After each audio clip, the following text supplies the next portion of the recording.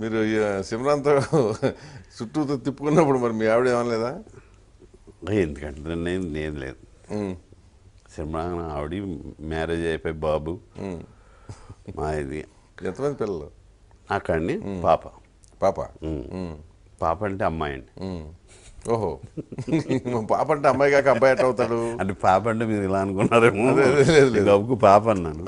Engineering అయిపోయిందండి. Okay, జనరల్గా ఏంటంటే మీ సైడ్ పాప అంటారు కదా, అంతే కదా, ఏం పాప అంటే పిలుస్తారు కదా. అవునండి. కొన్ని ఏరియాలో పాప అంటే తప్పు. నిజమండి, అది కూడా ఉంది. సో ఒకటే అమ్మాయి. అమ్మాయి ఇంజనీరింగ్ చదివిందా? ఆవిడకి కూడా వచ్చినాయా ఈ లక్షణాలు ఏమన్నా? లేదు, తక్కువ ఎంజాయ్ చేస్తుంది కానీ కామెడీ అయ్యో అంటుండదు. ఎంజాయ్ ఎవరైనా చేస్తారు, ఆవిడ ఎంజాయ్ చేయలేదని కానీ భరించడం కష్టం అంటది. మన సోఫా ఎక్కి ఏదో చేస్తుంది. మనం కష్టపడి చెమట విడుచుకున్నాను, ఆ సోఫా పాడు చేస్తున్నాను. పెద్ద అమ్మాయి అయినా కానీ కలర్ అది అందుకే అది చెమట వస్తుంది ఏంటి అనుకుంటున్నాను. వచ్చింది అయితే.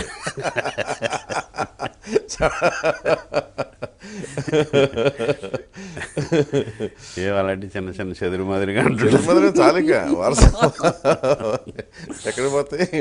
అదే జీన్స్ నుంచి అయితే గోదావరి నీళ్ళు అంటానికి లేదు, ఎందుకంటే మీ అమ్మాయి గోదావరి నీళ్ళు తాగలేదు కదా. తాగలేదండి, జీన్స్ డిఫరెంట్ జీన్స్ ఉంటాయి అంతే. కాటన్ ధర కాదు, కాటన్ ధర అయితే ఒక పెర్సెంటేజ్ మట్టుగా అన్ని కుటుంబాల్లోనూ ఇచ్చాడు కొంతవరకు. అంటే సుఖమైన జీవితాన్ని ఇచ్చాడు కనుక. అవునండి. ఆ తర్వాత దీనికి వచ్చారు. అవునండి, ఏదోటి అంటాం, గెలకటం, తిట్లు తినడం, కొట్టుకోవడం. అవును, మొత్తానికి. ఇప్పుడు అంటే నెక్స్ట్ ఇప్పుడు ఏమన్నాయి మీకు సినిమాలు జనరల్గా ఎన్నున్నాయి? నేను ఇప్పుడు నిన్న నా రాకుమారుడు అనే సినిమా చేశానండి. ఓకే. రేపు ఏదో కొత్త ఫిల్ము తమ్మారెడ్డి భరద్వాజ్ గారిది ఎల్లుండి నుంచి 30వ తారీఖు నుంచి. ఓకే, మళ్ళీ ట్రాక్లో పడ్డారు. సో మధ్యలో దెబ్బతిన్నారు కదా, ఏమనిపించింది? రిపెంట్ అయ్యారా? అదంతే భగవంతుడు ఏర్పాటు అనుకున్నాను. మన పాత్ర ఏముండదా? మన పాత్ర కూడా మరి ఏదైనా జరిగితే అటు దోషేస్తే ఎట్లా? అది ప్రతి ఎక్స్పీరియన్స్ ఒక లెసన్ నేర్పుద్ది కదండి. అంతేగా, అది తప్పకుండా. సో ఇప్పుడు అన్ని కంట్రోల్లోకి పెట్టుకున్నారా? అన్ని కంట్రోల్. అది ఎప్పుడు కంట్రోలు.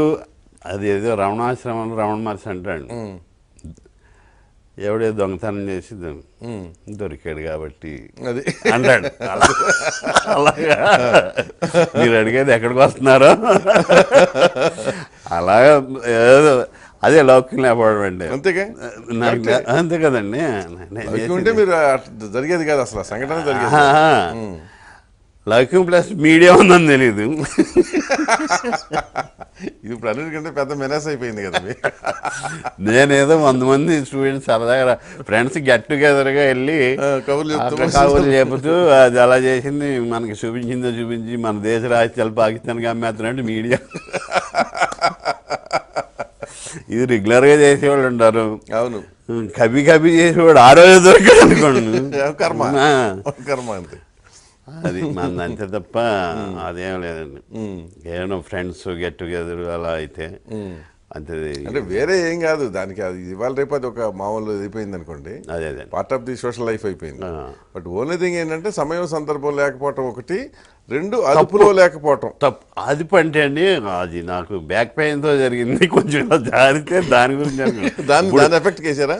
ఇప్పుడు మీ ప్రోగ్రామ్ పై దిగెళ్తే కొంచెం ఇలా అన్నా అనుకోండి, ఇక్కడ కూడా అలా వచ్చాడా అనుకుంటా. అంతే తప్ప మీరు మామూలుగా మాటల్లోనే కొంత అది కనిపిస్తూ ఉంటుంది.